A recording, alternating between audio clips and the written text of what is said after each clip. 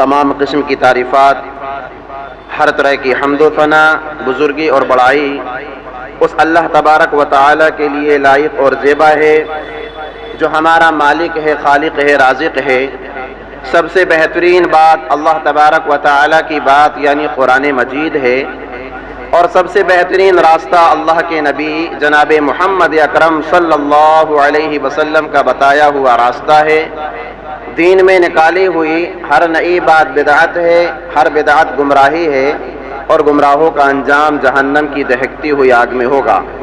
इसके बाद बेशुमार दरूद व सलाम हो उस हस्ती अक़दस व मुक़द्दस पर जिनका नाम नामी इसमें गिरामी मुहम्मद अकरम सल्लल्लाहु अलैहि वसल्लम है। मोहतरम हज़रात, नौजवान साथियों, अजीज़ बच्चों और मेरी आवाज़ को सुनने वाली पर्दा नशीन माओं और बहनों, खुतबा मसनूना के बाद कुरान मजीद की एक आयत करीमा जो सूरतुर रूम के अंदर मौजूद है आप हज़रात के सामने पढ़ी गई। अल्लाह तबारक व तआला कुरान मजीद की इस आयत करीमा के अंदर ये बयान फरमा रहा है कि अल्लाह की कुदरत की निशानियों में से एक निशानी ये भी है कि अल्लाह तबारक व तआला ने तुम ही में से जोड़े बनाए ताकि तुम सुकून, इत्मीनान और राहत हासिल करो। और अल्लाह तबारक व तआला ने तुम्हारे दरमियान महब्बत, उल्फत और मवद्दत डाल रखी है। बेशक गौर व फिक्र करने वालों के लिए, तदब्बुर करने वालों के लिए इसमें बड़ी निशानियां हैं, बड़ी इबरतें हैं। मेरे इस्लामी भाइयों, जैसा कि गुज़िश्ता खुतबा जुमा में आप हज़रात को ये बताया गया था कि शादी और ब्याह से मुताल्लिक बहुत सारे मसाइल हैं, बहुत सारे अहकामात हैं, बहुत सारी तालीमात हैं, बहुत सारे इस्लाहात हैं जिनका जानना, जिनको समझना और जिस पर अमल करना हम सब के लिए निहायत ही ज़रूरी है। गुज़िश्ता खुतबा जुमा में आपको ये बताया गया था कि निकाह की अहमियत क्या है और निकाह कितना ज़रूरी है। निकाह अगर हम नहीं करेंगे तो मुआशरे में क्या बिगाड़ पैदा हो सकता है। मेरे इस्लामी भाइयों, आज के खुतबा जुमा में इंशाअल्लाह शादी ब्याह और इस्लामी तालीमात, प्यारे नबी जनाब मुहम्मद अकरम सल्लल्लाहु अलैहि वसल्लम ने शादी ब्याह, निकाह से मुताल्लिक जो इस्लामी तालीमात हमें और आपको बताई हैं, मुख्तसरन तौर पर आप हज़रात के सामने रखने की कोशिश करूँगा। देखिए, शादी का जो मौका होता है ये ज़िंदगी का अहम तरीन मरहला होता है और नाजुक तरीन मरहला भी होता है, इसलिए कि इंसान अगर उस वक्त सही फैसला कर ले, सही सिमत की तरफ अपने कदम को बढ़ा ले तो फिर उसकी ज़िंदगी बड़ी सुकून वाली हो जाती है, बड़े इत्मीनान वाली हो जाती है। और अगर इंसान उस वक्त गलत फैसला ले ले और गलत सिमत की तरफ उसके कदम बढ़ जाएं, लड़का अगर सही है उसे लड़की गलत मिल गई, लड़की अगर सही है उसे लड़का गलत मिल गया, यानी कि वो गलत फैसला ले ले और गलत सिमत की तरफ अपने कदम को बढ़ा ले तो उसका ये गलत फैसला उसकी जिंदगी के चैन और सुकून को छीन लेता है, उसकी जिंदगी बेचैनी वाली हो जाती है। लिहाजा इसीलिए शादी के इस मौके पर हम सबको अल्लाह तबारक व तआला से मदद मांगनी चाहिए और साथ ही साथ अल्लाह तबारक व तआला से दुआ करते रहना चाहिए। कुरान मजीद के अंदर अल्लाह तबारक व तआला ने बड़ी प्यारी दुआ जिक्र की है। अल्लाह ताला ने कुरान मजीद के अंदर फरमाया, वल्लज़ीना यक़ूलूना रब्बना हब लना मिन अज़वाजिना व ज़ुर्रिय्यातिना क़ुर्रत अयुन वजअलना लिलमुत्तक़ीना इमामा, कि अल्लाह के नेक बंदे अहले ईमान जब अल्लाह रब्बुल आलमीन से दुआ करते हैं तो कहते हैं, परवरदिगारा हमारी बीवियों से, हमारी औलाद से हमें आंखों की ठंडक नसीब फरमा और हमें अल्लाह से डरने वालों, अल्लाह का खौफ खाने वालों, मुत्तकी और परहेजगारों का इमाम बना दे। तो मेरे इस्लामी भाइयों, इस दुआ को हर शख्स को करना चाहिए, लड़के को भी करना चाहिए, लड़की को भी करना चाहिए।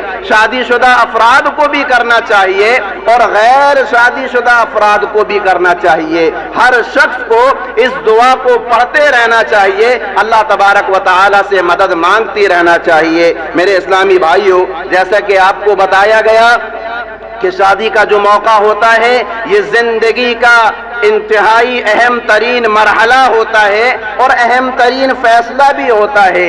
اس لیے ایک مسلمان لڑکے کو چاہیے, ایک مسلمان لڑکی کو چاہیے کہ نکاح کے بندھن میں بندھنے سے پہلے وہ دو ضروری کام ضرور کر لے. وہ دو ضروری کام کون سے ہیں؟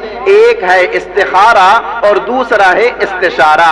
میرے اسلامی بھائیوں, پیارے نبی جناب محمد اکرم صلی اللہ علیہ وسلم نے اپنی امت کے لوگوں کو استخارہ کی ترغیب دلائی ہے. آپ صلی اللہ علیہ وسلم حضرت عبداللہ ابن عباس رضی اللہ عنہما فرماتے ہیں کہ اللہ کے نبی جناب محمد اکرم صلی اللہ علیہ وسلم ہمیں استخارہ کے تعلق سے اس طرح سے تعلیم دیا کرتے تھے جیسا کہ کسی سورے کے بارے میں تعلیم دے رہے ہیں. صحابہ کرام رضوان اللہ علیہ مجمعین کا معاملہ کیا تھا؟ صحابہ کرام رضوان اللہ علیہ مجمعین ہر معاملے میں, ہر مسئلے میں استخارہ کیا کرتے تھے, حتیٰ کہ چھوٹی چھوٹی باتوں میں, چھوٹے چھوٹے معاملوں میں بھی استخارہ کیا کرتے تھے. استخارہ ہوتا کیا ہے؟ استخارہ کہتے کیسے ہیں؟ یہ 2 رکعت نماز ہے. آپ استخارہ کی نیت سے 2 رکعت نماز ادا کر لیجئے اور نماز کے بعد اللہ رب العالمین سے خیر طلب کیجئے, اللہ رب العالمین سے شر سے بچنے کی دعائیں کیجئے. پیارے نبی جناب محمد اکرم صلی اللہ علیہ وسلم نے دعا سکھلائی ہے, اللہم انی استخیرک بعلمک واستقدرک بقدرتک واسألک من فضلک العظیم فإنك تقدر ولا أقدر وتعلم ولا أعلم وأنت علام الغيوب. اللهم إن كنت تعلم أن هذا الأمر خير لي في ديني ومعاشي وعاقبة أمري فاقدره لي ويسره لي ثم بارك لي فيه, وإن كنت تعلم أن هذا الأمر شر لي في ديني ومعاشي وعاقبة أمري فاصرفه عني واصرفني عنه واقدر لي الخير حيث كان ثم أرضني به. گرچہ یہ دعا لمبی ہے میرے اسلامی بھائیوں, ضروری نہیں ہے کہ 2 رکعت نماز ادا کرنے کے بعد اس دعا کو آپ بغیر دیکھے ہی پڑھیں. یاد کرنے کی کوشش کیجئے, یاد نہیں ہوتی اس دعا کو آپ جو ہے دیکھ کر کے بھی پڑھ سکتے ہیں. تو سب سے پہلا کام ہمارے اور آپ کے لیے یہ ہے کہ ہم استخارہ کریں اور دوسرے نمبر پر استشارہ کریں. استخارہ یہ خالق سے ہوتا ہے اور استشارہ یہ مخلوق سے ہوتا ہے, اللہ کے بندوں سے ہوتا ہے. استشارہ کہتے کیسے ہیں؟ اللہ کے بندوں سے مشورہ کرنا. اللہ کے بندوں سے مشورہ کرنا اس کو استشارہ کہا جاتا ہے.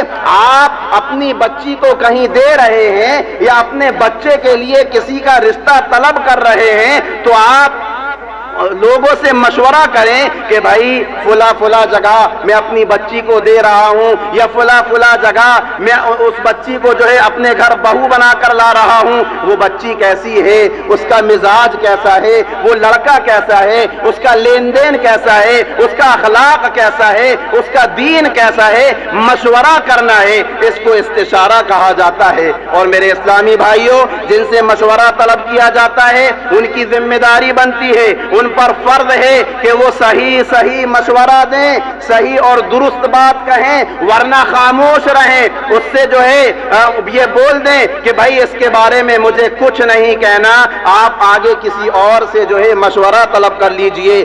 غلط مشورہ دینا, غلط انفارمیشن دینا یہ بہت بڑی خیانت ہے, یہ بہت بڑا جرم ہے, یہ بہت بڑا گناہ ہے. مجھے معلوم ہے کہ جس لڑکے کے بارے میں مجھ سے پوچھا جا رہا ہے وہ بد اخلاق ہے, وہ زانی ہے, وہ شرابی ہے, وہ گناہگار ہے, لیکن میں یہ کہہ دوں کہ بھائی وہ بڑا ہی اچھا لڑکا ہے, یہ میں خیانت کر رہا ہوں. مجھے معلوم ہے کہ جس لڑکی کے بارے میں مجھ سے پوچھا جا رہا ہے وہ بے حیا ہے, وہ نمازوں کی پابند نہیں, لیکن میں یہ کہہ دوں کہ وہ بڑی دیندار ہے, میں یہ خیانت کر رہا ہوں. میرے اسلامی بھائیوں, ہمارے اور آپ کے سامنے جو ہے 2 ہی آپشن ہیں, ایک تو ہم صحیح اور درست بات بتا دیں یا دوسرا پھر جو ہے خاموشی خاموشی اختیار کر لیں اور سامنے والے سے یہ کہہ دیں کہ بھائی آپ آگے کسی اور سے مشورہ طلب کر لیں. صحیح کو غلط ثابت بتانا اور غلط کو صحیح بیان کرنا یہ بہت بڑا جرم اور بہت بڑا گناہ ہے. میرے اسلامی بھائیوں، احادیث کا مطالعہ کیجئے. احادیث میں پیارے نبی جناب محمد اکرم صلی اللہ علیہ وسلم نے اپنی امت کے لوگوں کو غیبت سے منع کیا ہے. کسی کی برائی اس کے پیٹھ پیچھے بیان کرنا یہ بہت بڑا جرم ہے، بہت بڑا گناہ ہے.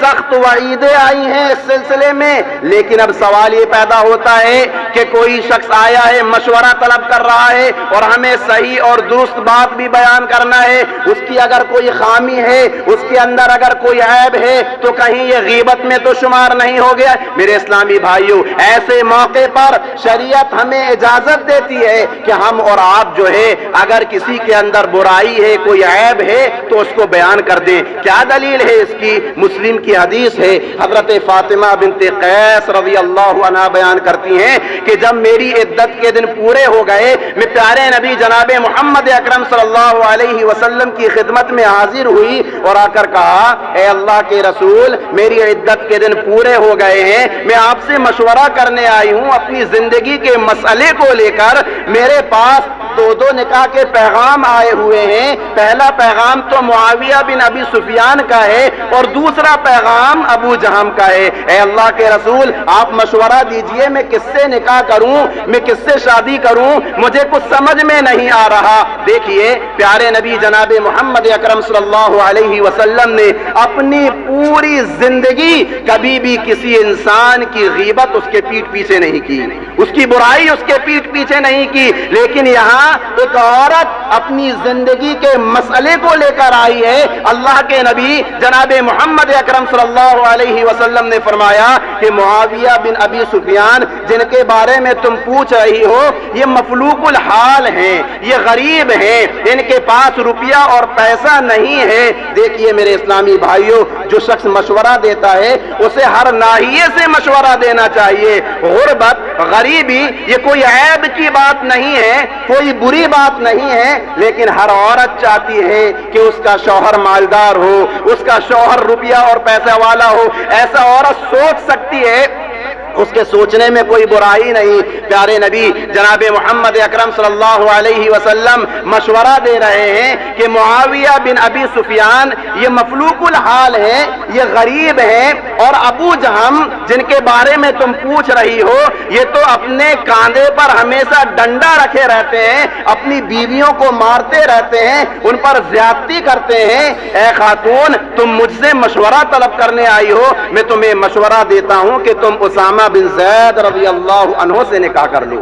حضرت فاطمہ بنت قیس رضی اللہ عنہ کہتی ہیں، میں نے اس بات کو ناپسند کیا کہ میں اسامہ بن زید سے نکاح کروں، لیکن اللہ کے نبی جناب محمد اکرم صلی اللہ علیہ وسلم نے جب دوبارہ مجھ سے یہ کہا کہ تم اسامہ بن زید سے نکاح کر لو، لہذا میں پیارے نبی جناب محمد اکرم صلی اللہ علیہ وسلم کی اطاعت و فرما برداری کرتے ہوئے اسامہ بن زید سے نکاح کر لیا. حضرت فاطمہ بنت قیس رضی اللہ عنہ کہتی ہیں، پیارے نبی کی اطاعت و فرما برداری کا نتیجہ مجھے یہ ملا کہ اللہ رب العالمین نے ہمارے اس نکاح میں اتنا خیر نازل کیا، اتنی برکتیں نازل کی کہ اس دور کی عورتیں ہمیں دیکھ کر رشک کیا کرتی تھیں. تو میرے اسلامی بھائیوں، اس واقعے سے جہاں بہت ساری باتیں ہمیں معلوم ہوتی ہیں، وہیں ہمیں یہ بات بھی پتہ چلتی ہے کہ استشارہ کرنا چاہیے نکاح کے معاملے میں، شادی بیاہ کے معاملے میں مشورہ کرنا چاہیے. وہیں دوسری بات ہمیں یہ بھی پتہ چلتی ہے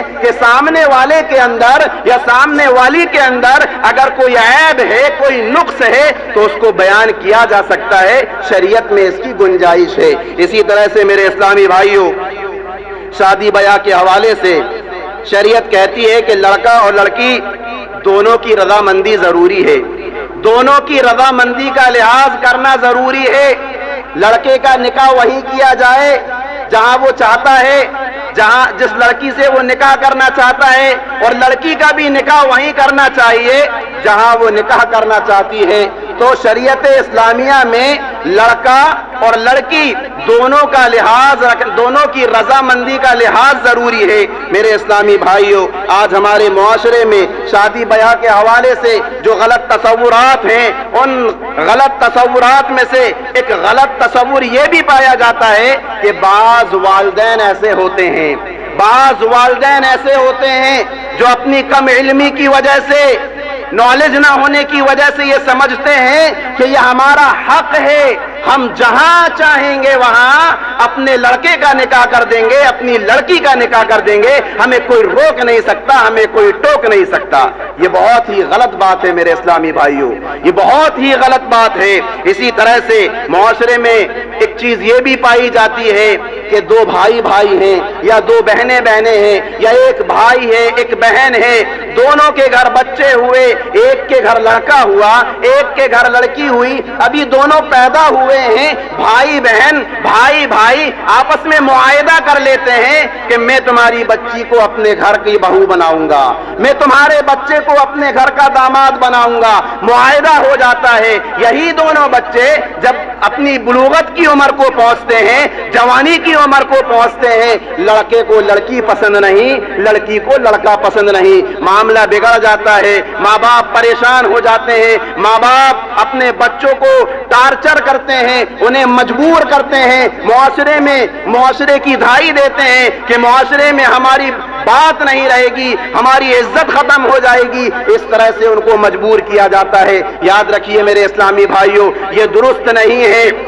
یہ درست نہیں ہے، یہ غلط ہے۔ لڑکا اور لڑکی کو مجبور کر کے، انہیں پریشان کر کے، ایموشنل بلیک میل کر کے انہیں جو ہے کسی دوسری جگہ جہاں ہم چاہ رہے ہیں وہاں ان کا نکاح کر دیا جائے۔ ہاں، یہ اور بات ہے میرے اسلامی بھائیوں کہ لڑکا اور لڑکی کے نکاح کے لیے ماں باپ کی رضامندی بھی ضروری ہے، لیکن شریعت نے لڑکا اور لڑکی کی رضامندی کا بھی لحاظ رکھا ہے۔ ایک صحابیہ پیارے نبی جناب محمد اکرم صلی اللہ علیہ وسلم کی خدمت میں حاضر ہوتی ہیں اور شکایت کرتی ہیں کہ اے اللہ کے رسول، میرے باپ نے زبردستی میرا نکاح میرے چچا زاد بھائی سے کرا دیا ہے۔ اللہ کے نبی جناب محمد اکرم صلی اللہ علیہ وسلم نے کہا کہ اگر واقعی تمہارے باپ نے تمہارا نکاح زبردستی اپنے چچا زاد بھائی سے کرایا ہے اور تم اس کے ساتھ رہنا پسند نہیں کرتی، تم نکاح کو فسخ کر دو، نکاح کو ختم کر دو،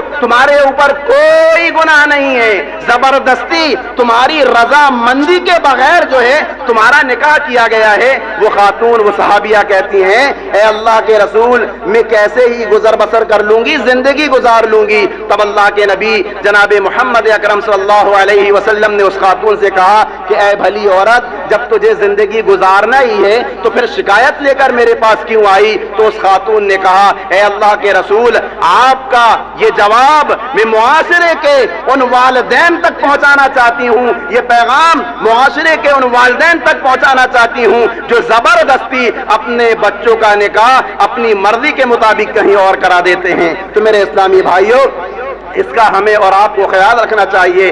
اللہ کے نبی جناب محمد اکرم صلی اللہ علیہ وسلم نے فرمایا کہ باپ کی ذمہ داری بنتی ہے، باپ کی ذمہ داری بنتی ہے کہ وہ اپنی بیٹی سے نکاح کے بارے میں مشورہ کرے، اس سے بات کرے، اس سے مشورہ کرے۔ صحابہ کرام رضوان اللہ علیہم اجمعین نے اللہ کے نبی سے کہا اے اللہ کے نبی، ہم اپنی بچیوں سے، اپنی بیٹیوں سے مشورہ کرتے ہیں لیکن نہ وہ ہاں کہتی ہیں نہ وہ نہ کہتی ہیں۔ اللہ کے نبی جناب محمد اکرم صلی اللہ علیہ وسلم نے فرمایا کہ ان کی خاموشی ہی ان کی اجازت ہے، اور اگر وہ انکار کر دیں تو تمہیں زبردستی نہیں کرنا ہے، تمہیں زبردستی ان کا نکاح اپنی مرضی کے مطابق کہیں اور نہیں کرنا ہے۔ تو اس کا ہمیں اور آپ کو خیال رکھنا چاہیے۔ اسی طرح سے میرے اسلامی بھائیوں، ہمارے معاشرے میں شادی بیاہ کے تعلق سے ایک غلط تصور یہ بھی پایا جاتا ہے کہ لڑکی والا آگے بڑھ کر رشتہ مانگ نہیں سکتا، لڑکی والا آگے بڑھ کر رشتہ نہیں مانگ سکتا،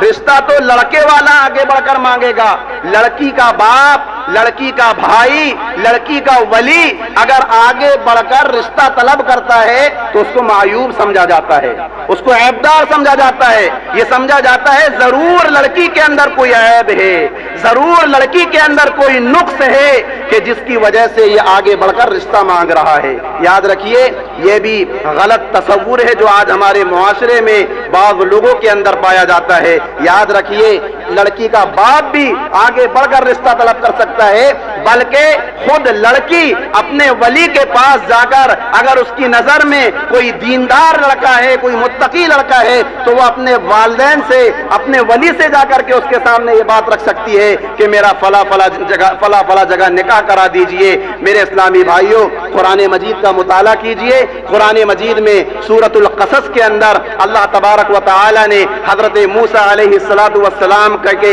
واقعے کو ذکر کیا ہے۔ بڑی عبرتیں ہیں اس واقعے کے اندر، بڑی نصیحتیں ہیں اس واقعے کے اندر۔ حضرت موسیٰ علیہ السلام جب مدین پہنچے تو مدین میں دیکھا کہ دو لڑکیاں ہیں جو اپنے جانوروں کو لے کر کھڑی ہوئی ہیں، پہلے آ گئی ہیں لیکن پانی نہیں پلا رہی ہیں۔ حضرت موسیٰ علیہ السلام نے ان سے پوچھا کہ آخر ماجرا کیا ہے؟ تم اپنے جانوروں کو پانی پلانے آئی ہو لیکن پانی نہیں پلا رہی ہو، یہاں کھڑی ہوئی ہو۔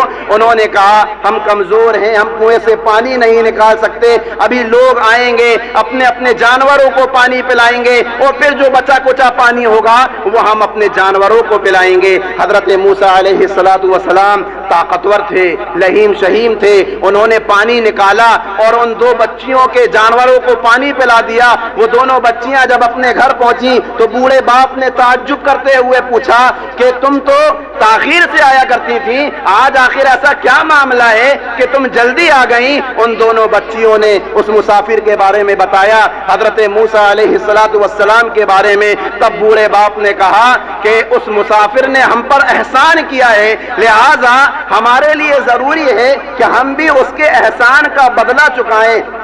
چنانچہ اس بوڑھے شخص نے ان بچیوں سے کہا کہ جاؤ، جا کر کے جو ہے اس مسافر کو لے کر کے آؤ۔ قرآن مجید میں اللہ تبارک و تعالی نے اس کا بڑا بہترین انداز میں نقشہ کھینچا ہے۔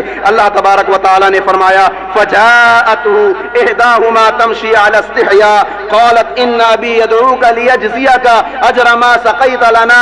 ان دونوں بچیوں میں سے ایک بچی شرماتی ہوئی حضرت موسیٰ علیہ السلام کے پاس گئی اور ان سے کہا کہ میرے والد نے آپ کو بلایا ہے اور آپ نے جو ہم پر احسان کیا ہے اس کا وہ بدلہ دینا چاہتے ہیں۔ بہرحال حضرت موسیٰ علیہ السلام اس بوڑھے شخص کے پاس جاتے ہیں اور بوڑھے شخص کو اپنا سارا ماجرا بتاتے ہیں، مصر سے میں کیسے نکلا، مدین میں کیسے پہنچا۔ وہ بوڑھا شخص جو ہے حضرت موسیٰ علیہ السلام سے کہتا ہے کہ آپ اطمینان رکھیے، خوف نہ کھائیے، ڈریے نہیں، آپ امن والے علاقے میں آ گئے ہیں۔ پھر اس کے بعد ان دونوں لڑکیوں میں سے ایک لڑکی آگے بڑھتی ہے اور اپنے والد محترم سے کہتی ہے قالت احداهما یا ابت استاجره ان خیر من استاجرت القوی الامین، کہتی ہے کہ اے ابا جان کتنا اچھا ہوگا کہ آپ اس نوجوان کو اپنے گھر اجرت میں رکھ لیجئے، کام میں رکھ لیجئے، اس لیے کہ میں نے دیکھا ہے کہ یہ بڑا امانت دار انسان ہے، شرمانے والا انسان ہے اور طاقتور بھی ہے، قوی ہے، لہیم ہے۔ میرے اسلامی بھائیوں، الفاظ تو یہ کہہ رہے تھے کہ کام پر رکھ لیجئے، لیکن ان الفاظ کے پیچھے اس نوجوان بچی کے جذبات چھپے ہوئے تھے اور باپ بھی دور اندیش تھا۔ باپ سمجھ گیا کہ بچی کیا کہہ رہی ہے، تو بوڑھے باپ نے جو بات موسیٰ علیہ السلام سے کہی، قرآن کہتا ہے کہ قال انی اريد ان انکحک احدی ابنتی ہاتین، کہ دیکھو میں اپنی ان دونوں بچیوں میں سے ایک کا نکاح تم سے کرانا چاہتا ہوں۔ میرے اسلامی بھائیوں، اہل علم کہتے ہیں کہ اس بچی نے دبے الفاظ میں اپنے باپ سے خواہش کا اظہار کیا اور بوڑھے باپ کی دور اندیشی نے اس کے جذبات کو تاڑ لیا اور اپنی بیٹی کا نکاح حضرت موسیٰ علیہ السلام سے کرا دیا۔ اسی طرح سے حضرت عمر بن خطاب رضی اللہ عنہ نے آگے بڑھ کر اپنی بیٹی حضرت حفصہ رضی اللہ عنہ کا رشتہ حضرت ابو بکر صدیق رضی اللہ عنہ کے سامنے پیش کیا تھا، اور چونکہ حضرت ابو بکر صدیق رضی اللہ عنہ جانتے تھے کہ پیارے نبی جناب محمد اکرم صلی اللہ علیہ وسلم حضرت عمر کی بیٹی سے نکاح کرنے کا ارادہ رکھتے ہیں، لہذا انہوں نے بڑے بہتر انداز میں اس رشتے سے انکار کر دیا۔ تو میرے اسلامی بھائیوں، یہ دونوں واقعات کو بیان کرنے کا مقصد یہ ہے کہ لڑکی کے والدین، لڑکی کا بھائی، لڑکی کا ولی یہ آگے بڑھ کر رشتہ طلب کر سکتا ہے، مانگ سکتا ہے، اس میں کوئی عیب کی بات نہیں ہے، کوئی برائی کی بات نہیں ہے۔ اور آج ہمارے معاشرے میں اس کو برا سمجھا جاتا ہے، عیب تصور کیا جاتا ہے۔ اسی طرح سے میرے اسلامی بھائیوں، شادی بیاہ کے حوالے سے شریعت کی ایک تعلیم یہ بھی ہے کہ لڑکے کے لیے لڑکی کا انتخاب کرتے ہوئے اور لڑکی کے لیے لڑکے کا انتخاب کرتے ہوئے دین کو مد نظر رکھنا چاہیے، دین کو آگے رکھنا چاہیے۔ اللہ کے نبی جناب محمد اکرم صلی اللہ علیہ وسلم نے فرمایا کہ عام طور پر سماج میں 4 چیزوں کو دیکھ کر نکاح کیا جاتا ہے، 4 چیزوں کو دیکھ کر نکاح کیا جاتا ہے۔ کبھی مال کو دیکھ کر نکاح کیا جاتا ہے، کبھی حسب نسب خاندان کو دیکھ کر نکاح کیا جاتا ہے، کبھی خوبصورتی کو دیکھ کر نکاح کیا جاتا ہے، کبھی دینداری کو دیکھ کر نکاح کیا جاتا ہے۔ اللہ کے نبی جناب محمد اکرم صلی اللہ علیہ وسلم نے فرمایا کہ دینداری کو دیکھ کر نکاح کرو گے ہمیشہ سکون میں رہو گے، پرسکون زندگی گزارو گے۔ اور آپ حسب دیکھتے ہیں تو دیکھ لیجئے، اور خاندان دیکھتے ہیں دیکھ لیجئے، خوبصورتی دیکھتے ہیں دیکھ لیجئے، شریعت اس پر روک نہیں کرتی، لیکن میرے اسلامی بھائیوں شریعت جو پابندی لگاتی ہے، جو شرط لگاتی ہے وہ دینداری کی شرط ہے۔ ہمیں اور آپ کو جو ہے اس کا خیال رکھنا چاہیے۔ اور دین کی جب بات آتی ہے تو شریعت کہتی ہے کہ 2 باتیں سامنے رکھی جائیں، ایک ہے دین اور دوسرا ہے اخلاق۔ ان دونوں چیزوں کا خیال رکھنا چاہیے۔ یاد رکھیے، ہر دیندار اخلاق والا نہیں ہوتا اور ہر اخلاق والا دیندار نہیں ہوتا۔ بسا اوقات ایسا ہوتا ہے کہ ایک شخص ہے جو نمازی ہے، 5 وقتہ نمازوں کا اہتمام کرتا ہے، روزوں کا اہتمام کرتا ہے، لیکن اخلاق میں وہ بدترین ہے، اس کی گفتگو اچھی نہیں ہے، جب بولے گا تو کسی کے دل کو چوٹ پہنچائے گا اور کسی کے پر طنز کرے گا اور بڑوں سے اچھے انداز میں گفتگو نہیں کرے گا اور چھوٹوں پر شفقت نہیں کرے گا۔ اور اس کے برعکس جو ہے ہر اخلاق والا جو ہے وہ دیندار بھی نہیں ہوتا۔ بہت سارے لوگ ہیں جو اخلاق میں تو بڑے اچھے ہیں، بولنے میں بڑے اچھے انداز میں گفتگو کریں گے، بڑے بہترین انداز میں گفتگو کریں گے، لیکن نماز سے دوری ہے، روزوں سے دوری ہے۔ تو میرے اسلامی بھائیوں، ان دونوں چیزوں کا خیال رکھنا ہمارے اور آپ کے لیے نہایت ہی ضروری ہے۔ شادی کے حوالے سے شریعت کی ایک تعلیم یہ بھی ہے کہ نکاح سے پہلے لڑکا اور لڑکی کو چاہیے کہ وہ اپنے ہم سفر کو دیکھ لے، اپنے ہم سفر کو دیکھ لے۔ لڑکا لڑکی کو دیکھ سکتا ہے اور لڑکی لڑکے کو دیکھ سکتی ہے، اس میں کوئی حرج کی بات نہیں ہے، کوئی عیب کی بات نہیں ہے۔ بہت سارے لوگ جو ہے اس کو بھی عیب تصور کرتے ہیں، بھائی شادی سے پہلے کیسے لڑکا لڑکی کو دیکھ سکتا ہے، شادی سے پہلے کیسے لڑکی لڑکے کو دیکھ سکتی ہے۔ یاد رکھیے، اللہ کے نبی جناب محمد اکرم صلی اللہ علیہ وسلم سے اس کا ثبوت ملتا ہے۔ حضرت ابو ہریرہ رضی اللہ عنہ فرماتے ہیں کہ میں اللہ کے نبی جناب محمد اکرم صلی اللہ علیہ وسلم کے پاس بیٹھا ہوا تھا، ایک شخص آیا اور اس نے آ کر کے کہا کہ اے اللہ کے رسول، میرا رشتہ ہو گیا ہے، میری منگنی ہو گئی ہے۔ اللہ کے نبی جناب محمد اکرم صلی اللہ علیہ وسلم نے پوچھا کہ کیا تم نے اپنی ہونے والی بیوی کو دیکھ لیا؟ انہوں نے کہا نہیں۔ اللہ کے نبی نے کہا جاؤ، جا کر کے دیکھ لو۔ اسی طرح سے حضرت مغیرہ بن شعبہ رضی اللہ عنہ بیان کرتے ہیں کہ میں نے ایک عورت سے منگنی کی تو اللہ کے نبی جناب محمد اکرم صلی اللہ علیہ وسلم کو اس کے بارے میں بتایا۔ اللہ کے نبی نے یہی سوال مجھ سے بھی کیا کہ کیا تم نے اپنے ہونے والی بیوی کو دیکھ لیا؟ میں نے کہا نہیں۔ اللہ کے نبی نے کہا جاؤ، جا کر کے دیکھ لو، کیونکہ ایسا کرنا تم دونوں کے مابین زیادہ استقرار کا باعث بنے گا۔ صحابہ کرام رضوان اللہ علیہ مجمعین کو جب پتا چلتا کہ فلاں شخص کا جو ہے رشتہ ہو گیا ہے تو وہ بھی یہی سوال کرتے، اور سامنے والا شخص اگر کہتا کہ میں نے نہیں دیکھا تو وہ کہتے کہ جاؤ، جا کر کے دیکھ لو۔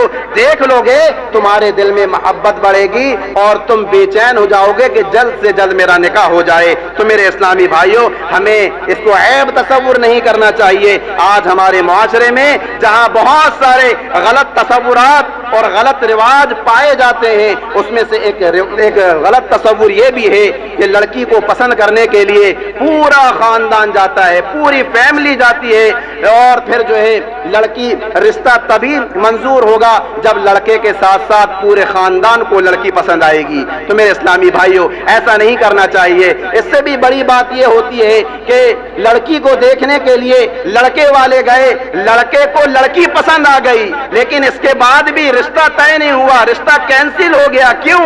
اس لیے کہ لڑکی کی جو بہن تھی، لڑکے کا جو بھائی تھا یا لڑکے کی جو پھوپھی تھی، اس کو لڑکی سمجھ میں نہیں آئی۔ اللہ کے بندو، لڑکا اور لڑکی یہ دونوں زندگی گزاریں گے، تم بیچ میں کیوں ٹانگ اڑا رہے ہو کہ تم کیوں جو ہے رشتے میں دراڑ بننے کی کوشش کر رہے ہو؟ آج ہماری یہ صورتحال ہے میرے اسلامی بھائیوں، لڑکے کو لڑکی پسند آ گئی، لڑکی کو لڑکا پسند آ گیا، آگے بڑھیے، اللہ کا نام لیجئے اور نکاح کرا دیجئے۔ تو میرے اسلامی بھائیوں، یہ شادی اور بیاہ کے تعلق سے چند اسلامی تعلیمات ہیں جو پیارے نبی جناب محمد اکرم صلی اللہ علیہ وسلم نے بیان فرمائی ہیں۔ ہمیں اور آپ کو جو ہے اس کا خیال رکھنا چاہیے اور اس کے مطابق جو ہے نکاح کے لیے آگے بڑھنا چاہیے۔ یہی چند ضروری اور اہم باتیں تھیں۔ اللہ تبارک و تعالیٰ سے دعا ہے الہ العالمین ہم تمام کے تمام مسلمانوں کو قرآن اور حدیث کے مطابق زندگی گزارنے والا بنا۔ الہ العالمین ہم گناہ گار ہیں، ہم خطا کار ہیں، ہم نے اپنی زندگی میں جان بوجھ کر گناہ کیے، انجانے میں گناہ کیے۔ پروردگارہ تیری ذات گناہوں کو معاف کرنے والی ہے، ہمارے ہر گناہ کو تو معاف کر دے۔ الہ العالمین ہم نے اپنی زندگی میں جو بھی ٹوٹی پھوٹی عبادتیں کی ہیں انہیں تو شرف قبولیت عطا فرما۔ الہ العالمین ہمارے وہ بھائی، ہمارے وہ بہنیں جن کے ابھی تک رشتے نہیں ہوئے، شادیاں نہیں ہوئیں، پروردگارہ تو ان کو نیک اور صالح جوڑے عطا فرما۔ الہ العالمین ہمارے وہ بھائی، ہماری وہ بہنیں جن کی شادیاں ہو گئی لیکن اولاد جیسی نعمت سے وہ محروم ہیں، پروردگارہ تو ان کو نیک اور صالح اولاد عطا فرما۔ الہ العالمین جو بیمار ہیں، جو حادثات کا شکار ہو چکے ہیں، جن کو بڑی بڑی بیماریوں نے اپنے شکنجے میں لے لیا ہے، ہمارے ہی اپنے جماعت کے ایک بھائی ہیں جناب ریحان صاحب، ان کی دوست کی اہلیہ جو ہیں سخت بیمار ہیں اور انہوں نے دعا کی درخواست کرائی ہے، پروردگارہ تو انہیں شفائے کاملہ عاجلہ عطا فرما۔ اسی طرح سے ہماری ہی اپنی جماعت کے جناب حافظ انوار صاحب ہیں، ان کے بھی دادا کی طبیعت بہت زیادہ خراب ہے، الہ العالمین تو ان کو بھی شفائے کاملہ عاجلہ عطا فرما۔ الہ العالمین ہم تمام کے تمام مسلمانوں کو بروز قیامت جہنم کی دہکتی ہوئی آگ سے بچا کر اپنی جنت میں داخل فرما۔ آمین ثم آمین، وآخر دعوانا ان الحمد للہ رب العالمین۔